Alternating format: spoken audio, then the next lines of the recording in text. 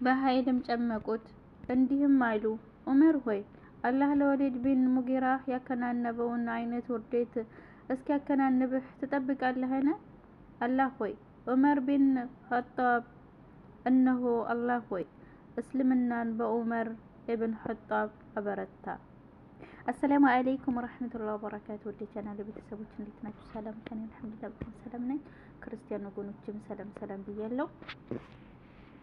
የነብዩ ሰለላሁ ዐለይሂ ወሰለም የህይወት ታሪክ ሴራ ክፍል 19። ቻናሉን ሰብስክራይብ ያድርጉ።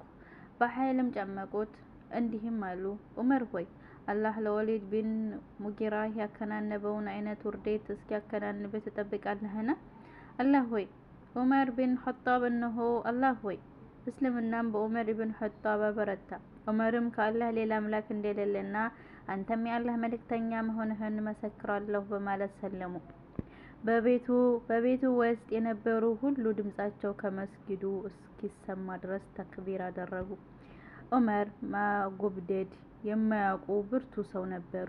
የእርሳቸው መስለም ጣዖታውያንን ውርደት አከናነባቸው። ለሙስሊሞች ደግሞ ክብርን፣ ጉልበትንና ደስታን ጨመረላቸው። ኢብን ኢስሐቅ እንደዘገቡት ዑመር እንዲህ ብለዋል። በሰለምኩ ጊዜ ከመካ ሰዎች መካከል ለአላህ መልእክተኛ ሰለላሁ ዐለይሂ ወሰለም ይበልጥ ጥላቻ ያለው ማን እንደሆነ ሳስብ አቡ ጀህል ሆኖ አገኘሁት። ወደ ቤቱ ሄድኩና በሩን አንኳኳሁ። ወጣና ቤት ለእንግዳ ምን አመጣህ አለኝ። በአላህና በመልእክተኛው መሐመድ እንዳመንኩ እሱ ያመጣውን መልእክት እውነት ብዬ እንዴት ተቀበልኩ ልነግርህ ነው አመጣጤ ያልኩት። አላህ ያዋርድህ፣ ያመጣኸውም ነገር የተዋረደ ይሁን አለና በሩን ከፊቴ ላይ በኃይል ዘጋብኝ። ኢብን ሂሻም እና ኢብኑል ጀውዚ በዘገቡት በሌላ ዘገባ እንደተወሳው ዑመር በሰለሙ ጊዜ ከጀሚል ቢን መዕመር አልጀመሒ ዘንድ ሄዱና መስለማቸውን ነገሩት።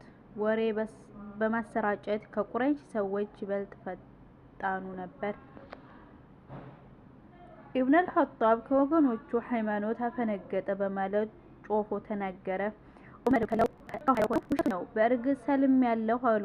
ተራረቡባቸው፣ እስከ ቀን ድረስ ሲፋለሙ አሉ። በመጨረሻም ዑመር ደካቸውና ተቀመጡ። ሌሎች እንዲቆሙ ነበሩ። ሻሁን በማድረግ ትችላላችሁ። ባልም ቁጥራችን 3 ሲደርስ ወይ እኛ ወይ እናንተ ይናረቀንና ከዚህ በኋላ ጣዖታውያን ሊገድሏቸው ወይላቸው ታመሙ። ቡኻሪ እንደዘገቡት አብደላህ ኢብን ዑመር ተከታዩን አስተላልፈዋል።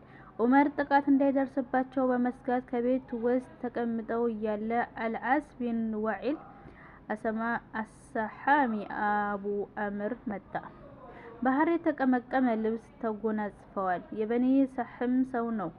በኒ ሰህም በቅድመ ኢስላም አጋሮቻችን ነበሩ። ምን ሆነህ ነው በማለት ዑመርን ጠየቋቸው። ስላሰለምኩ ወገኖችህ ሊገድሉኝ አስበዋል አሉት። እርሱም ማንም አይነካህም አላቸው።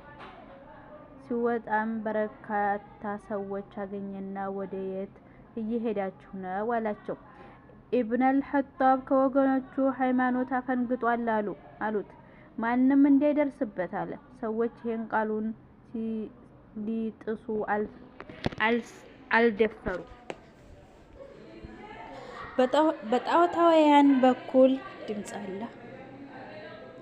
በጣዖታውያን በኩል የነበረው ሁኔታ ከላይ የተጠቀሰውን ይመስላል።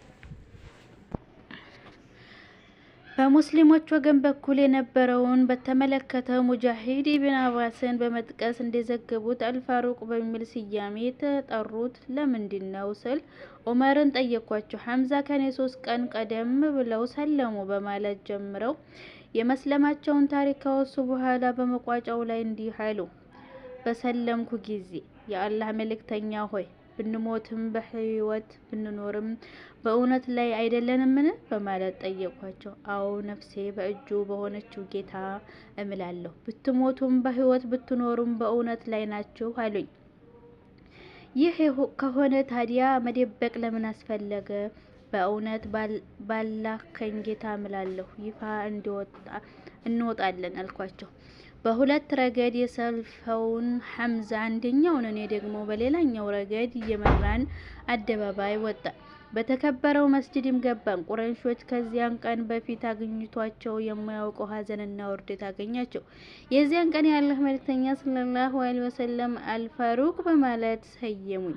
ኢብኑ መስዑድ እንዲህ ብለዋል፣ ዑመር ከመስለማቸው በፊት ከካዕባ ውስጥ መስገድ አንችልም ነበር። ሱሐይብ ቢን ኢናስ አልሩሚ እንዳስተላለፉት ዑመር በሰለሙ ጊዜ እስልምና ይፋ ሆነ። በይፋ ወደ እርሱ ጥሪ ተደረገ። በአላህ ቤት ዙሪያ ተቀመጥን፣ ጠዋዕፍም አደረግን፣ የሚገላምጠንን ተጋፈጥን፣ ለተንኮሉም በከፊል ምላሽ መስጠት ቻል። አብዱላህ ኢብን መስዑድ እንዲህ ብለዋል፣ ዑመር ከሰለሙበት ዕለት አንስቶ የተከበርን ሆነናል። የቁረይሾች ልዑክ ከአላህ መልእክተኛ ሰለላሁ ዐለይሂ ወሰለም ዘንድ ሁለቱ ጀግኖች ማለትም ሐምዛ ቢን አብዱል ሙጠሊብ እና ዑመር ቢን ኸጣብ ከሰለሙ በኋላ ዳመናው ይገፈፍ ጀመር።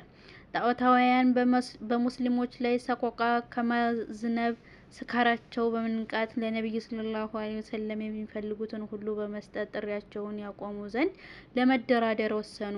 ፀሐይ ብርሃኗን የምትረጭበት ዓለም ሁሉ ከነብዩ ሰለላሁ ዐለይሂ ወሰለም ጥሪ አንጻር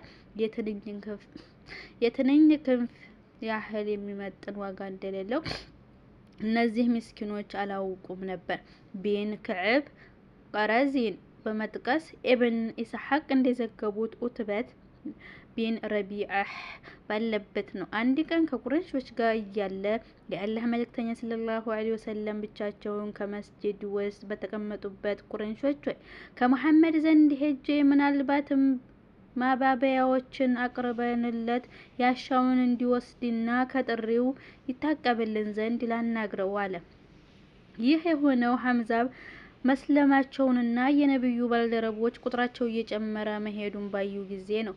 አባ ወሊድ ሆይ ሄድና አናግረው አሉት። ኡትበት ተነስቶ ሄድና ከመልእክተኛው ሰለላሁ ዐለይሂ ወሰለም አጠገብ በመቀመጥ እንዲህ አላቸው። ሲራ ክፍል 20 የወንድሜ ልጅ ሆይ ዘርህና ቤተሰብህ ከኛ ዘንድ የተከበረ እንዲሆን ታውቃለህ።